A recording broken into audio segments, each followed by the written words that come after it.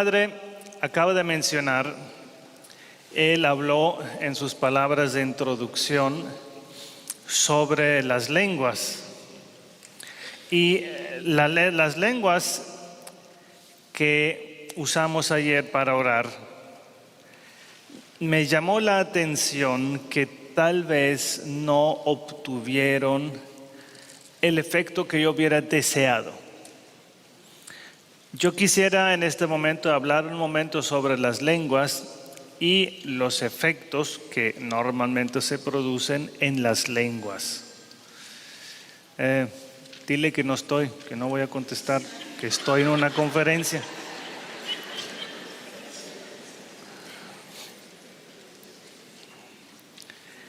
El fenómeno de la oración en lenguas es un fenómeno extraño, es un fenómeno que nos llama la atención, es un fenómeno que no entendemos porque estos sonidos, pues ¿quién los entiende?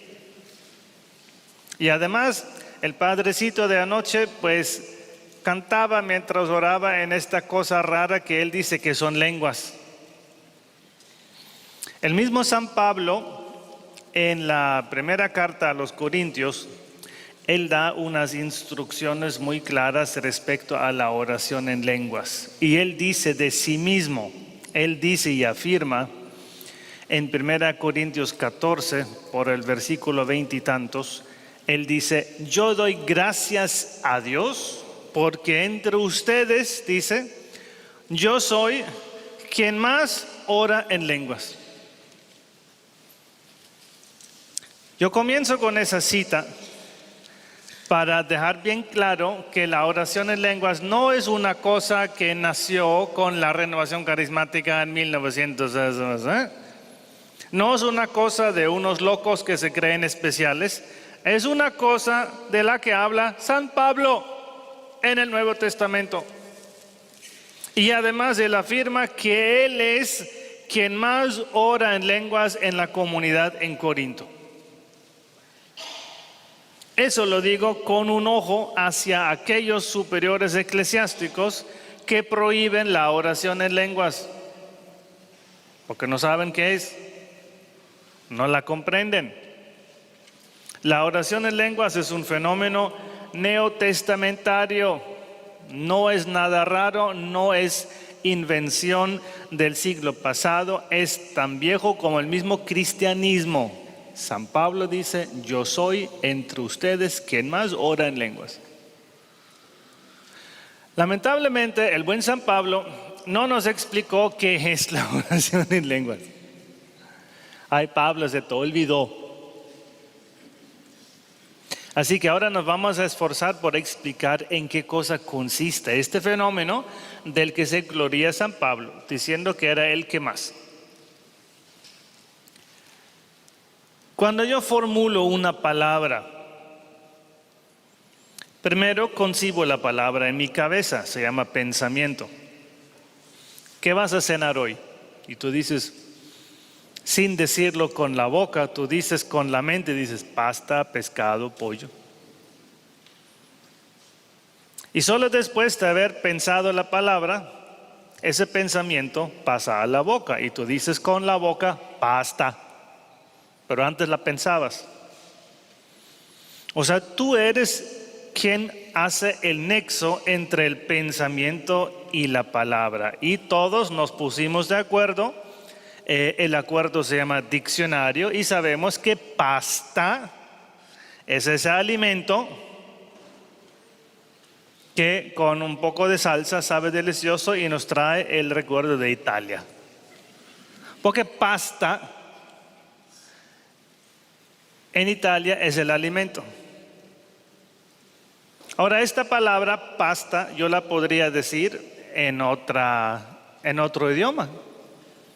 O sea, el pensamiento sería el mismo, pero el sonido producido con la boca sería otro. Porque yo puedo decir noodle. Y tú dices, ese sonido noodle, noodle es pasta en alemán. Pero yo tenía el mismo pensamiento, ¿qué voy a cenar esta noche? Y mi mente dice, pasta. Y tú, que eres latino, cuando te pregunta el mesero qué quieres cenar, tú dices pasta. Y yo en Alemania le digo al mesero Nudel. El pensamiento es el mismo, pero la boca dice un sonido diferente. Y es aquí donde entra la oración en lenguas. Porque ¿qué tal si yo le dejo eso de concebir pensamientos, se lo dejo al Espíritu Santo? Y lo único que voy a hacer es, voy a producir sonidos y le dejo al Espíritu Santo que Él coloque el significado de esos sonidos. O sea, no me pongo de acuerdo con nadie para decir pasta o noodle. Yo digo halafiketen. Y padre, ¿qué significa halafiketen? Yo te voy a decir, ¿y yo qué sé? Halafiketen es un sonido producido con la boca. Pero si yo hago esto en un contexto de oración, yo digo, no soy yo quien pone significado. El halafiketen puede significar miles de cosas, porque quien pone el significado ahora es el Espíritu Santo. Yo solo le presto a Él mi boca para dar cuerpo a ese pensamiento. Y esto en el fondo, hermanos, es la oración en lenguas. Porque quien ora en lenguas tampoco entiende lo que dice. Porque luego me dicen algunos de ustedes, padre, y usted ora en arameo, ¿verdad? Yo digo, no. Entonces, ¿en qué idioma ora? No sé. Quien ora en lenguas no entiende el significado de los sonidos, porque quien habla pone el significado, noodle, pasta, porque ahí concibo la comida y luego la expreso en mi boca. Quien ora en lenguas omite el primer paso y se lo deja al Espíritu Santo. Lo cual quiere decir que una sola expresión en lenguas, halafikitaba, puede significar en una ocasión una cosa y en otra ocasión puede significar otra cosa.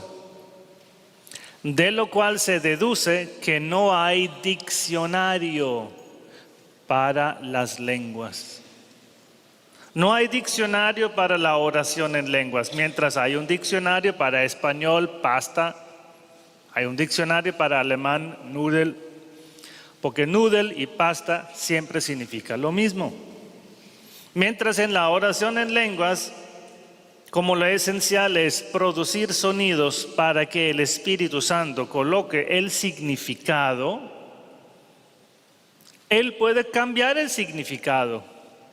Y por tanto decimos muy bien que si alguien tiene el don de entender estas lenguas, esta persona interpreta y no se dice traduce las lenguas. Quien tiene don de interpretación de lenguas entiende el significado. Lo que no hace el que tiene el don de orar en lenguas, porque precisamente es el Espíritu Santo quien coloca el significado. Harahipetelebet, ¿qué significa? No sé, yo no tengo don de interpretación.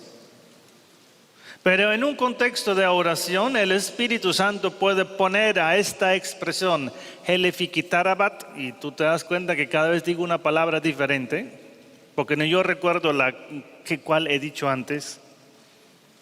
Harahiben horohot, higolfal achne ededrot. El Espíritu Santo puede ponerle el significado que quiera a esta palabra. Lo cual quiere decir que en un contexto de sanación y de liberación, tú ni siquiera sabes por cuál intención orar y tú dices, ay Señor, mira esta pobre que tiene el riñón dañado. Pero tal vez esta no es la intención por la cual el Espíritu Santo quiere orar, porque no es el riñón el que está dañado. Tú pensabas que era el riñón porque lo leíste en la historia médica, Tal vez el problema era que estaba bajo de hierro y el médico no se dio cuenta. Cuando oras en lenguas, puedes estar seguro que el Espíritu Santo siempre atina la intención. Porque ya no depende de lo que entiendes tú, sino se lo dejas al Espíritu Santo. Cuando, por ejemplo, se ora por liberación y tú no sabes cuál es la maldición que padece esta persona, tal vez sufre de una maldición generacional, o tal vez sufre de una maldición porque jugó la ouija, o padece una maldición porque fue a leerse las cartas, o porque le leyeron el tabaco y al leerle el tabaco fue consagrado a Satanás sin que la persona supiera. Así que tú quieres orar por liberación de esta persona y esta oración depende de lo que tú entiendes del asunto. Pero si tú oras por liberación en lenguas, y ya me has entendido que quien pone ahora el significado es el Espíritu Santo, tú nunca te equivocas de intención. Y por eso la oración en lenguas es tan eficaz, porque siempre atina, porque quien ora es el Espíritu Santo a través de ti. Cuando tú oras y rezas con el Padre Nuestro, quien reza es Irene y Mónica y Gloria, la que rezan el Padre Nuestro y conciben aquí las palabras y las dicen en español. Tú entiendes el significado del Padre Nuestro. Cuando tú oras en lenguas, tú no entiendes el significado. El Espíritu Santo lo pone y Él siempre atina. Por eso es tan eficaz orar en lenguas sobre los poseídos y los afectados por brujería y hechicería. Porque el Espíritu Santo siempre atina porque ve lo oculto. Es que a esta pobre, cuando tenía 3 años, la llevaron con un santero y el santero la consagró. Pues la pobre mujer ni siquiera recuerda que la llevaron a los 3 años con un santero porque no tenía conciencia. Cuando se le ora en lenguas a esta persona, sobre esta persona, el Espíritu Santo sabe qué se le hizo y sabe lo que necesita. Y Él pone el significado a estas palabras que tú estás pronunciando sin saber qué. El hecho de estar produciendo palabras sin saber qué requiere mucha humildad. Porque tú te paras aquí y dices, Herehot mag aladrak y serem ödehet raika selem naik. Y los demás dicen, tomó tequila en la tarde, ¿qué le pasa? O sea, está haciendo el ridículo. ¿Qué está haciendo? Requiere cierta humildad. Padre, entonces yo quiero orar en lenguas, pero como que me da pena. Si te da pena, pues entonces las cosas no funcionan. Se requiere una cierta humildad para producir precisamente estos significados, estas palabras cuyo significado te está oculto. Ahora, peor todavía está la cosa, o sea, para el demonio se entiende, mejor para nosotros cuando esta oración en lenguas se produce con armonía cantando. Porque el demonio aborrece todo lo que es armonía y belleza. ¿Tú conoces el concepto de thrash metal como genre de música? Thrash metal es la peor forma de heavy metal porque ni siquiera hay melodías y el cantante no canta melodías, solo hace.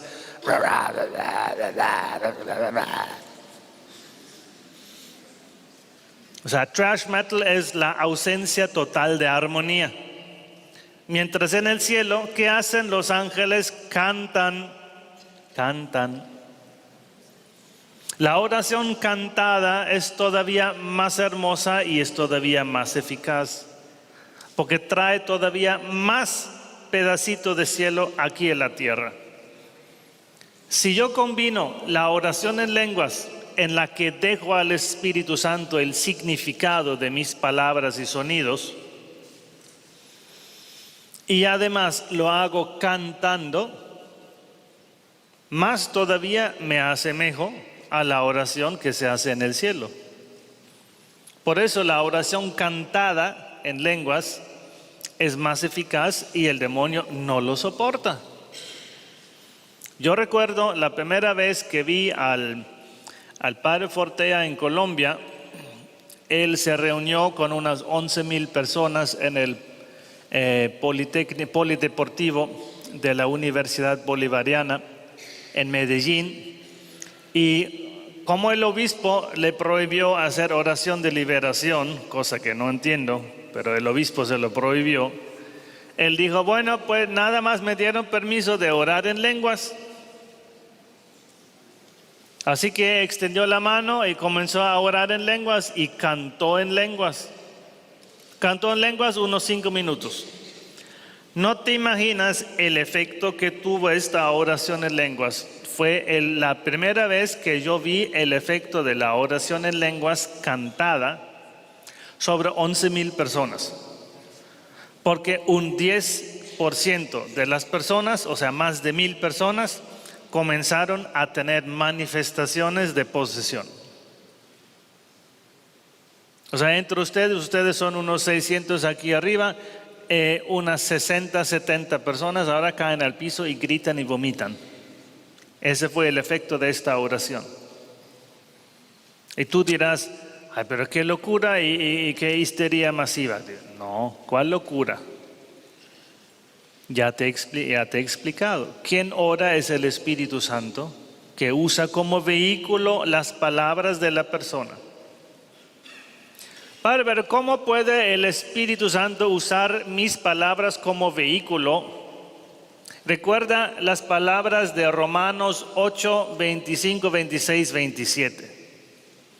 Ahí San Pablo nos dice, nosotros no sabemos cómo orar, así que el Espíritu de Dios viene en nuestro auxilio e intercede ante Dios con gemidos inenarrables.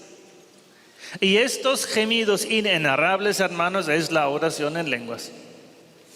Así podemos entender esta expresión de San Pablo, que el Espíritu Santo intercede ante Dios Padre con gemidos inenarrables. Esta es la oración en lenguas. Cuando estas 1,000 personas caen en trance y comienzan a gritar y a aullir y vomitar y tener esas manifestaciones tan fuertes, yo me dije, pero ¿qué es esta oración tan poderosa y tan eficaz? Es precisamente el Espíritu Santo quien le pone significado a esas palabras con que oraba el padre Fortea. Y el Espíritu Santo sabía que en esta comunidad había más de 1,000 personas que necesitaban liberación, porque Medellín, Colombia, es un centro de brujería muy fuerte. La oración en lenguas es eficacísima, porque no eres tú quien debe entender de cómo van las cosas, se lo dejas todo al Espíritu Santo. Y lo último que supe es que el Espíritu Santo sabe todo. Él sabe todo. Él sabe lo que necesita cada persona. Él sabe que en este momento en Nueva York el demonio Baphomet está fortísimo. Entre paréntesis, ¿recuerdan lo que les dije ayer en mi charla sobre Ordo Templi Orientis? ¿Lo buscaron en internet? Pues claro que no, porque tenían que trabajar el día de hoy. Es una de las sectas satánicas más poderosísimas de este planeta. Y tienen su centro en Manhattan. Y el demonio más invocado por ellos es Baphomet, que Dios lo tenga bien atado a los pies de la cruz de Jesús. Y si hacemos hoy oración, el Espíritu Santo sabe que cuando se hace oración en Nueva York, uno debe atar al demonio Baphomet. Y el Espíritu Santo lo va atando porque oras en lenguas, le dejas a Él colocarle el significado a tu oración. Él pone el significado. Ahora, en la oración en lenguas, distinguimos diferentes fenómenos en la oración cuando prestamos a Dios nuestra boca. Y el primer fenómeno que conocemos es precisamente el fenómeno que se dio el día de Pentecostés. Unos cuantos pescadores de Galilea se ponen a hablar como Dios les da a entender, y todos los demás turistas y habitantes que estaban en ese momento en Jerusalén, cada uno los entendía en su propio idioma. Como si yo estuviera ahora hablando en alemán y tú me entiendes en español. Esto es un fenómeno lingüístico en el Espíritu Santo. Esto es una forma de lenguas. Y este fenómeno se llama la xenolalia. Es un término técnico. Es un primer fenómeno lingüístico donde interviene el Espíritu Santo. Los apóstoles hablaban su idioma, su dialecto nativo, y todos los demás, y recuerda que viene la lista de nacionalidades, que los romanos, que los egipcios, que los griegos, y cada uno los entendía en su propio idioma. Este fenómeno yo lo he vuelto a conocer cuando una amiga me dice: padre, nosotros de Medellín, Colombia, fuimos a Bolivia, a la selva de Bolivia, para evangelizar entre los, ¿cómo se llaman? Los nativos de allá de la selva. Y ellos tienen su dialecto y nosotros no hablamos el dialecto de esos nativos de la selva. Y dice que nosotros hablábamos español y ellos nos entendían. Y ellos hablaban su dialecto y nosotros los entendíamos. ¿Cómo, padre? No sé. Pues yo sí sé. Se llama xenolalia. Es una asistencia especial del Espíritu Santo. Porque precisamente por la soberbia del hombre, en la historia de la Torre de Babel, Dios dijo: ay, el hombre es muy soberbio, dispersémoslo y confundamos sus lenguas, de modo que uno no entienda al otro. Conforme se aleja el ser humano de Dios, tanto más nos confundimos. Conforme nos acercamos a Dios, tanto mejor nos entendemos. Una pareja que se aleja de Dios termina por no entenderse y probablemente por separarse. Una pareja que se acerca a Dios terminará por entenderse y comprenderse mejor, y se fortalecerá su unión. El ser humano que se aleja de Dios es confundido en la historia de la Torre de Babel, de modo que uno no entendía al otro. En el fenómeno de la xenolalia, cuando nos acercamos a Dios, yo hablo mi idioma y tú me entiendes en tu idioma. Primer fenómeno, la xenolalia. Segundo fenómeno es la alabanza a Dios que se hace en lenguas. Porque la alabanza es, digamos, el contexto en el que muchos de ustedes han conocido la oración en lenguas. Alabemos a Dios en lenguas y todos... ¿Cuál es el propósito de este? Alabar a Dios. Ahora, ¿quién puede mejor alabar a Dios que aquel que es Dios? ¿Quién alaba mejor a Dios sino el Espíritu Santo, que conoce a Dios, porque el Espíritu Santo es Dios? Así que la mejor alabanza se hace en lenguas, porque la pobre cosa que tú entiendes de Dios, pues es una alabanza así, chiquita, chiquita. Pero cuando el Espíritu Santo alaba a Dios,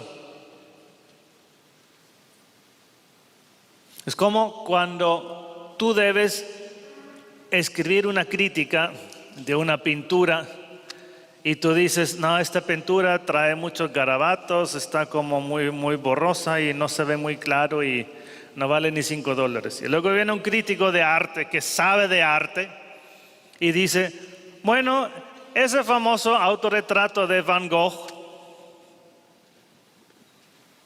tú sabes lo que vale el autorretrato de Van Gogh, y tú habías puesto: hay unos garabatos y no se ve nada claro. Y viene el que sí sabe de pintura y dice, este retrato, autorretrato de Van Gogh con la técnica de no sé qué y tal y cual, y eso vale $50 millones. Tú dices, uy, el crítico sí sabe. Así que quien se pone a alabar a Dios, pero conoce a Dios solo por la fe,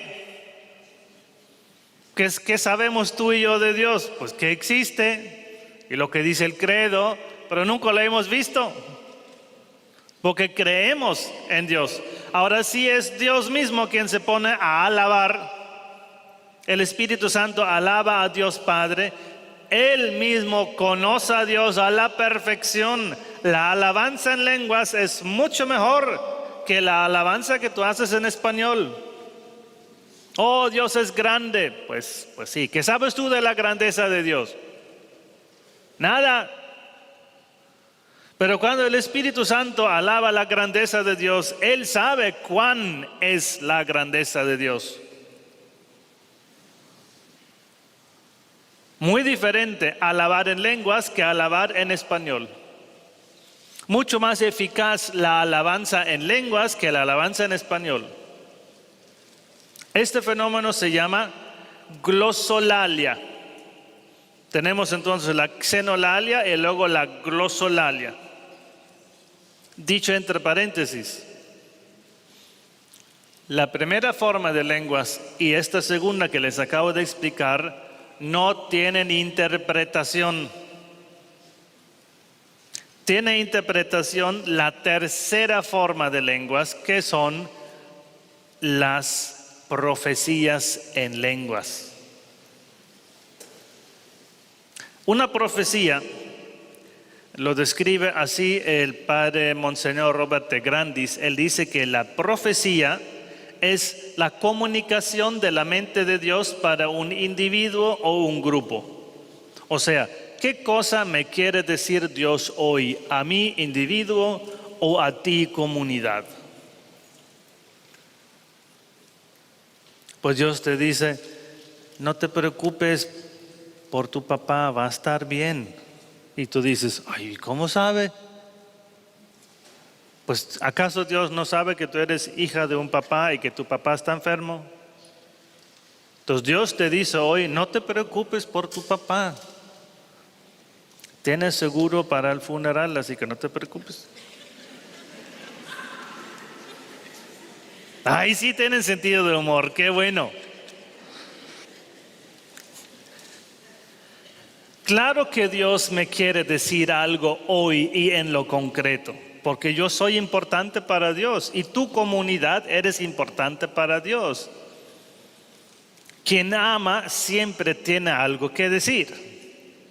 Ya la pareja que lleva 50 años juntos, que conocen cada rincón el uno del otro, cuando van al restaurante, pues cada uno está leyendo su celular, porque ya no se tiene nada que decir. El amor envejeció. ¿De acuerdo? Pero el amor fresco y joven, como el de Dios, que siempre es fresco y joven, Dios siempre me tiene algo que decir. Así que la profecía es la comunicación de lo que Dios me quiere decir. Y la profecía puede darse en español o en lenguas. La profecía precisamente es la tercera forma de las lenguas. Llega un mensaje y el mensaje es dado en lenguas. El problema es que la profecía queda en lo oscuro si no hay quien tenga don de interpretación de lenguas para interpretar para nosotros ese mensaje. E interpretar las lenguas, hermanos, no es que sea tarea fácil, porque para interpretar las lenguas, eso, hermanos, es un don muy poco frecuente. La oración en lenguas, te aseguro que todos ustedes tienen lenguas, aunque ustedes digan que no. Todos aquí tienen lenguas. Pero no todos tienen interpretación de lenguas. Tal vez encontramos a uno o dos aquí que tengan interpretación de lenguas. ¿Por qué? Porque para captar el significado que pone el Espíritu Santo. Por lo que te acabo de decir, debe resultar muy claro que tú tienes que estar muy sintonizado con el Espíritu Santo para captar el significado. Y si tú eres una persona que no tiene sensibilidad,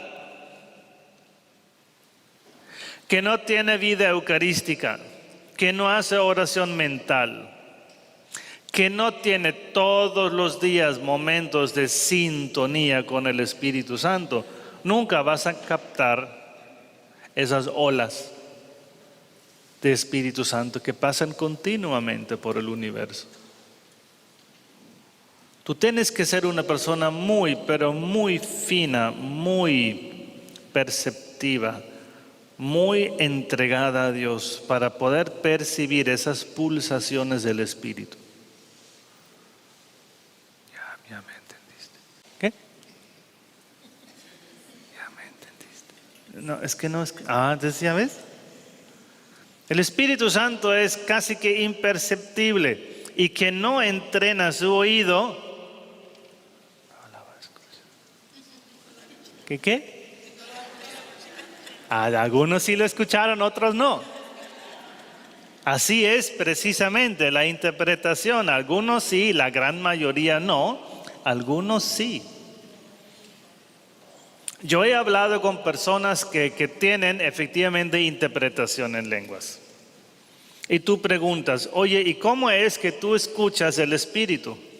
Ellos te dicen, a mí me lo susurran al oído. A mí me hablan susurrando al oído. Hoy es viernes y mañana es sábado. El Señor dice que hoy es viernes y mañana es sábado. ¿Lo escucharon susurrando? Es un fenómeno muy particular. Otros dicen, yo no escucho nada, pero yo siento el significado. Como que el Hara ibn Nidnana significa Dios siempre está con su pueblo. Como que yo siento que significa eso. Ustedes se dan cuenta de que cuando uno dice yo siento que significa eso, eso abre un abanico bastante amplio para equivocarse. Como cuando tú vas a un restaurante griego y tú lees todos los nombres en griego de lo que hay aquí en el restaurante griego y te dicen, tzatziki. Eso qué será, no sé, pero suena como rico. Pues yo quiero tzatziki. Y luego te traen una especie de queso y dices, pero yo no quería queso. Pues te equivocaste, sonaba rico. Y al final resultó ser un queso. O sea, ¿quién dice yo siento que significa esto? Hay mucha probabilidad, o más bien posibilidad de error. Lo cual nos lleva a la siguiente afirmación. Nunca se da, casi nunca se da una interpretación 100% adecuada de una profecía. Es que a mí me dieron un mensaje de la Virgen en lenguas. Bueno, puede ser. Y el mensaje consta de 25 frases. Puede ser. Pero que cada una de esas 25 frases venga de la Virgen, eso lo dudo. Que tal vez 10 de esas 25 frases vienen de la Virgen, las otras vienen del instrumento humano que se equivocó. Porque la interpretación en lenguas no es el código Morse del cielo, no es el sistema de mandar correo electrónico, no, el mensaje nunca es 100% adecuado. Siempre tú tienes que examinar y discernir, porque te aseguro, el mensaje 100% interpretado correctamente no existe. No existe. Que todos los mensajes de la Virgen ¿de dónde? De Medjugorje. Aplica lo que yo acabo de decir. Si en la interpretación en lenguas nunca hay un mensaje 100% adivinado, porque no hay persona que tiene 100% conexión con el Espíritu Santo, tampoco los mensajes de la Virgen de Medjugorje son 100% adecuados. Que sí lo son 90%, que sí 80%, que sí 50%, es otra cuestión donde no me voy a meter porque no sé. Pero lo que yo sí sé es que 100% no. El mismo padre Gobi, en una de las locuciones que recibió, la Virgen le dijo que tal fecha era el fin del mundo. Y tú puedes estar seguro que cuando te dan fechas, siempre están equivocadas. A no ser que coincidan con tu fecha de nacimiento y dicen, ese día naciste. Bueno, pues, de acuerdo. Pero cuando nos dan fechas, casi siempre. Y te doy la siguiente regla para el discernimiento. Entre más concreto el mensaje, tanto menos probable es. Dios quiere que mañana a las 6:28 de la tarde estés en Fifth Avenue cantando la canción Los Beatles son lo mejor. Seguramente equivocado. Porque Dios nunca dicta horas, Dios no dicta días, Dios no dicta fechas, Dios no dicta cosas tan concretas. El mensaje que viene por la profecía tiene que ver con la salvación de mi alma. No con fechas y horas y lugares tan concretos. Porque si no, a ver, interpretemos. Dios les manda a decir que todos cómpranlo si dice el Padre Teo. O sea, ¿dónde está el criterio para discernir los charlatanes?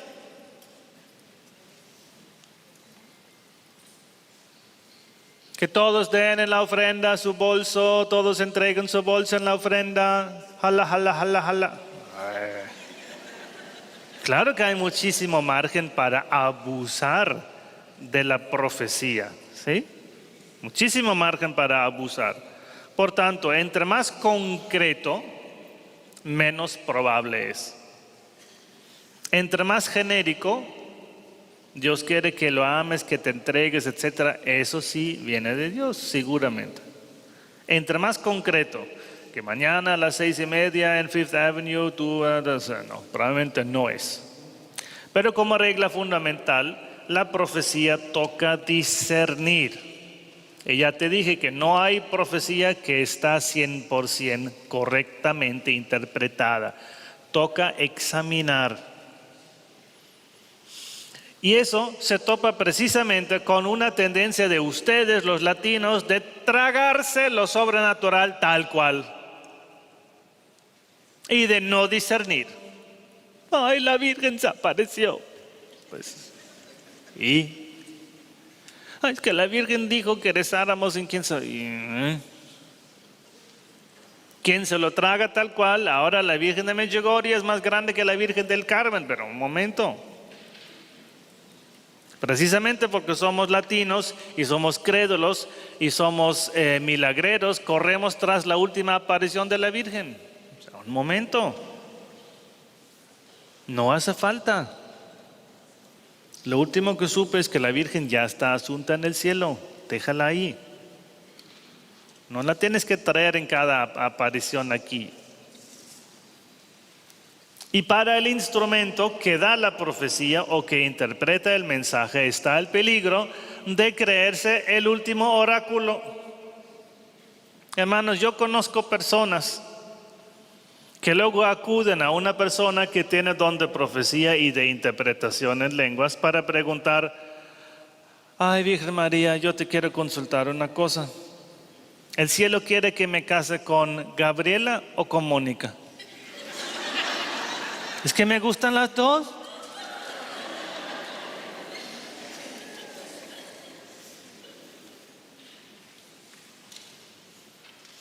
Ay, Virgen María, te quiero consultar si conviene que me compre una Ford Taurus o mejor me compro una Toyota Corolla.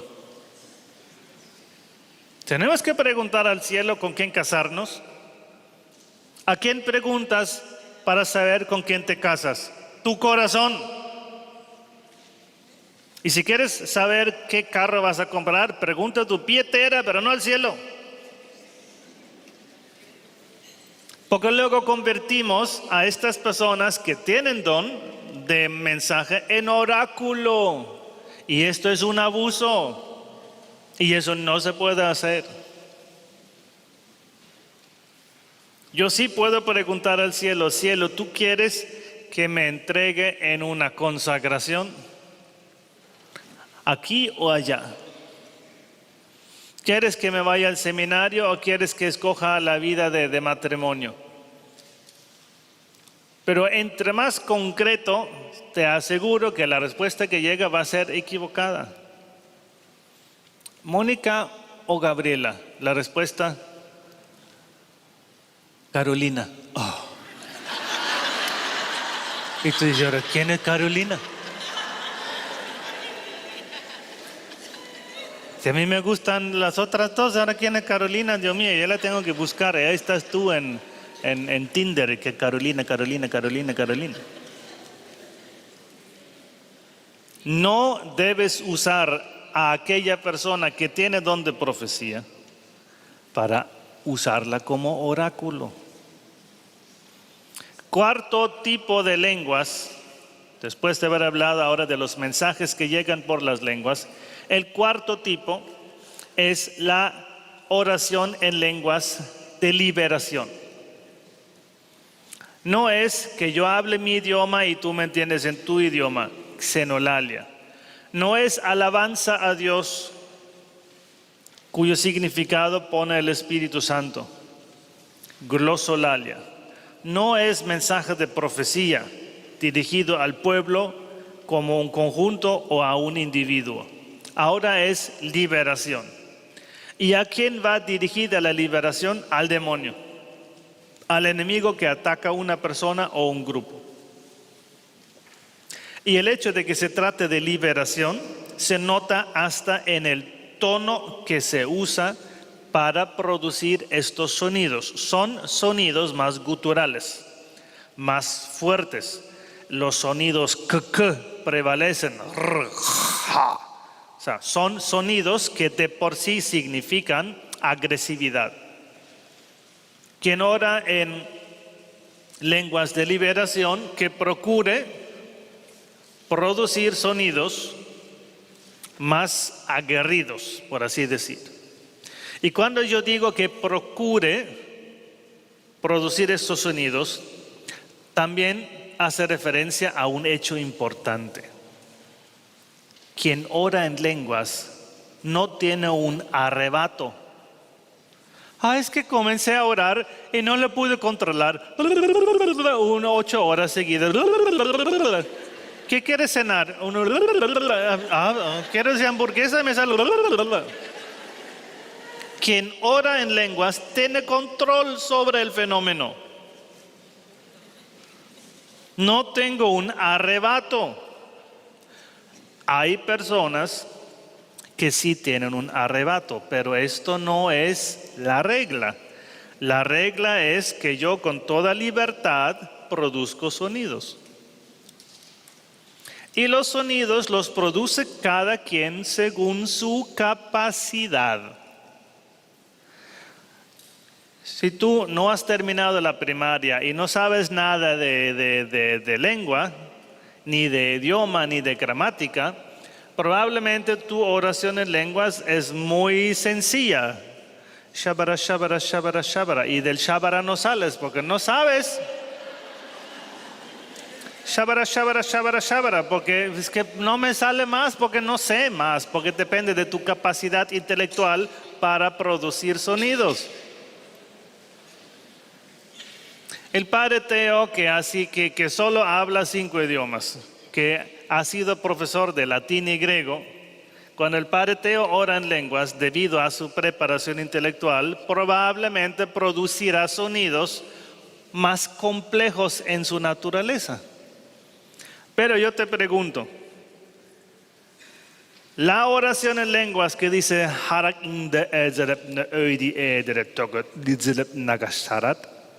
¿es más eficaz que el shabara, shabara, shabara, shabara? ¿Por qué? Porque quien pone el significado del shabara, shabara o del abra, es el mismo Espíritu Santo. Y el Espíritu Santo dirá, este Teo, ¿cómo se complica? Y el shabara shabara de la viejita que no terminó la primaria significa lo mismo que el discurso elaborado del lingüista que sí sabe cómo producir sonidos de la Turquía, Anatolia de 1800. Porque no se trata de lo complejo del sonido, sino del significado que está detrás. El shabara, shabara, shabara es igual de eficaz que la lengua elaboradísima de un lingüista. Porque quien pone el significado no es el lingüista ni la viejita, sino el Espíritu Santo. Es que no sé orar en lenguas porque a mí solo me sale la. Pero hermano, ya me entendiste. No se trata de que tú elabores. El que pone el significado es el Espíritu Santo. Por eso les dije que todos ustedes saben orar en lenguas. Aunque solo te salga la. ¿Cuál película has visto? La. ¿La qué?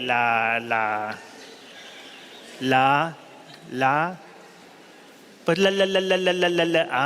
Pues. El que pone el significado es el Espíritu Santo. No importa cuán elaborado es tu discurso.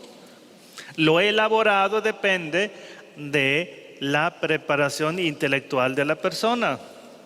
Si tú no sabes con el shabara, shabara, shabara, tienes. Por eso todos ustedes pueden orar en lenguas. Basta colocarse en oración y querer que lo que yo digo significa lo que Dios quiere que signifique. Punto. Esto es oración en lenguas. Y lo mismo lo pueden hacer cuando están ustedes en su grupo de oración y viene una persona que dice, yo necesito liberación de depresión. Entonces, ahí colocan a la persona en el centro, la persona tal vez se arrodilla o se sienta en una silla y todos extienden la mano y jalala, jalala, jalala, jalala. Y jalala lo que da. O shabara, shabara, shabara. Pero ya sabes de qué va la cosa. Yo soy vehículo para encarnar la oración del Espíritu Santo aquí en la tierra. Eso es lo esencial de la oración en lenguas. Ahora, San Pablo nos advierte que cuando hacemos esto, que los 600 que estamos aquí nos ponemos a shabara, shabara, shabara, shabara, y alguien entra a nuestra reunión y ve a los 600 que uno que jalala, jalala, y otro la, y otro shuburu, shuburu, shuburu, uno dice, están chiflados, están chiflados. Y tiene toda la razón, por eso él nos da unas indicaciones para que no se dé ese caos de que cuando 600 personas producen sonidos, porque se llama caos eso. Él dice que en la asamblea de Corinto, él dice que hablen 2 o 3 en lenguas y que luego alguien lo interprete. O sea, él dice, él se queda en el contexto de la profecía, donde 2 o 3 den mensajes y luego el que tenga interpretación lo interprete. Y dice, si no hay quien tenga interpretación, que nadie ore en lenguas. Bueno, son las indicaciones de San Pablo para la comunidad de Corinto. Yo creo que nosotros hoy en día podemos decir, pero ¿por qué no oramos en algún momento en la hora santa? Todos hacemos alabanza en lenguas. Cuando ya el clima de fe está muy arriba y todos hemos cantado, te adoramos, Señor, con el corazón. Cuando ya estamos bien calentitos con alabanza, pues del te adoramos, Señor, con el corazón. Y de repente,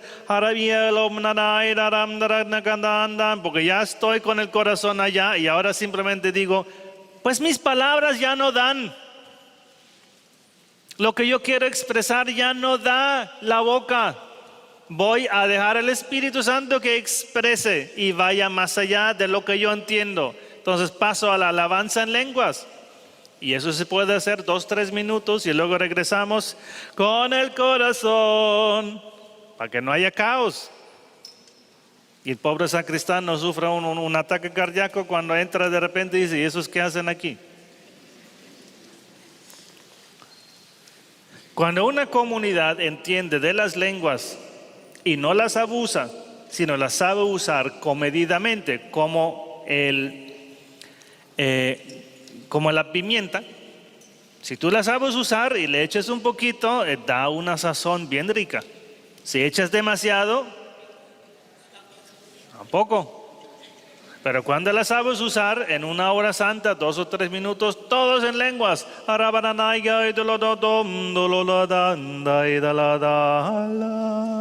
Y luego regresamos al castellano. Qué rico, qué buena sazón.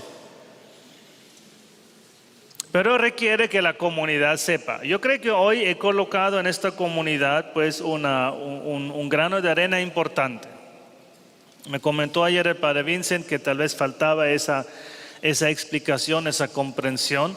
Y ustedes vienen de diferentes comunidades, pues hoy hemos sembrado un poquito más el entendimiento de la oración en lenguas, que se da en 4 contextos: xenolalia, glosolalia, profecía y liberación.